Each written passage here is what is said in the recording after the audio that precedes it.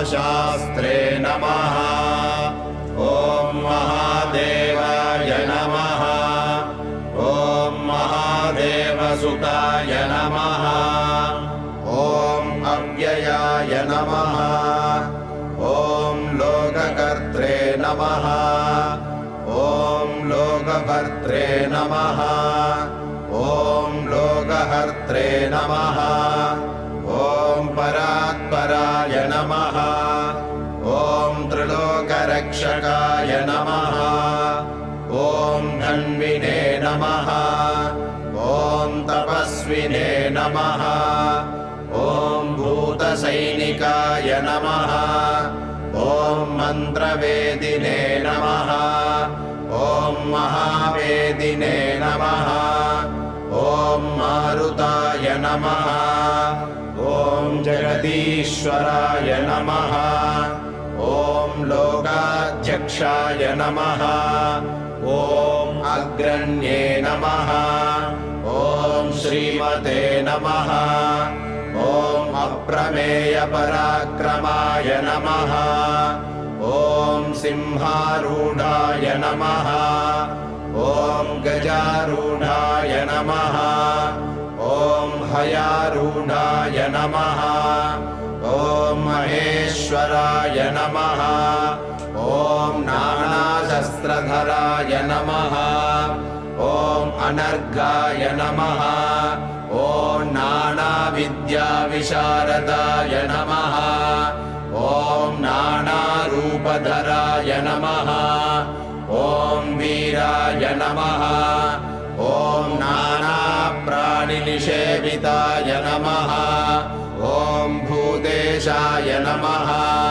ॐ भूतिदाय नमः। ॐ भृत्याय नमः। ॐ भुजङ्गाभरणोज्ज्वलाय नमः। ॐ इक्षुधन्विने नमः।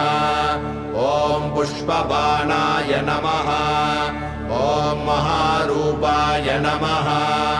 ॐ महाप्रभवे नमः। ॐ मायादेवीसुताय नमः। ॐ मान्याय नमः। ॐ महनीयाय नमः। ॐ महागुणाय नमः। ॐ महाशैवाय नमः। ॐ महारुद्राय नमः। ॐ वैष्णवाय नमः। ॐ विष्णुपूजकाय नमः। ॐ विघ्नेशाय नमः। ॐ वीरभद्रेशाय नमः। ॐ भैरवाय नमः। ॐ षण्मुखप्रियाय नमः। ॐ मेरुशृङ्गसमासीनाय नमः। ॐ मुनिसङ्घनिषेविताय नमः। ॐ देवाय नमः। ॐ भद्राय नमः। ॐ जगन्नाथाय नमः। ॐ गणनाथाय नमः। ॐ गणेश्वराय नमः।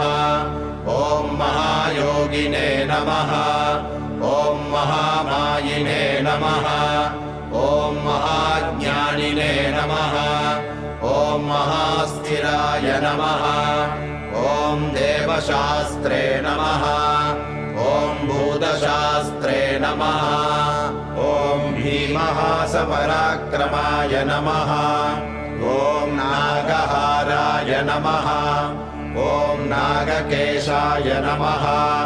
ॐ व्योमकेशाय नमः।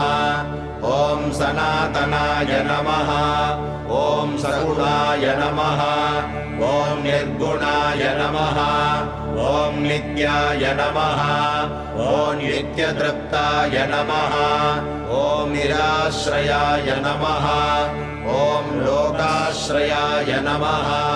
ॐ गणाधीशाय नमः। ॐ चतुष्षष्टिकलामयाय नमः। ॐ ऋग्यजुस्सामाथर्वात्मने नमः। ॐ मल्लकासुरभञ्जनाय नमः। ॐ त्रिमूर्तये नमः। ॐ दैत्यमदनाय नमः।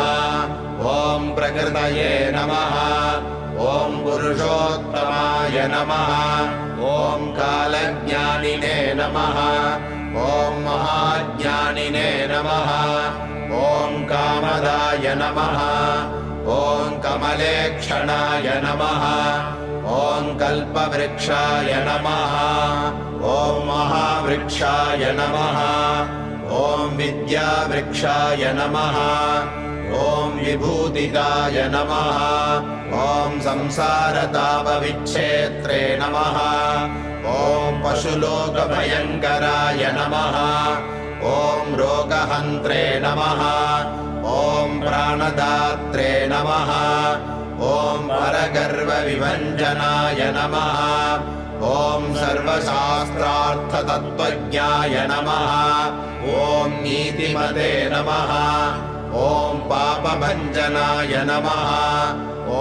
पुष्कलापूर्णासंयुक्ताय नमः ॐ परमात्मने नमः ॐ सदाङ्गतये नमः ॐ अनन्तादित्यसङ्काशाय नमः ॐ सुब्रह्मण्यानुजाय नमः ॐ बलिने नमः ॐ भक्तानुकम्पिने नमः ॐ देवेशाय नमः ॐ भगवते नमः ॐ भक्तवत्सलाय नमः।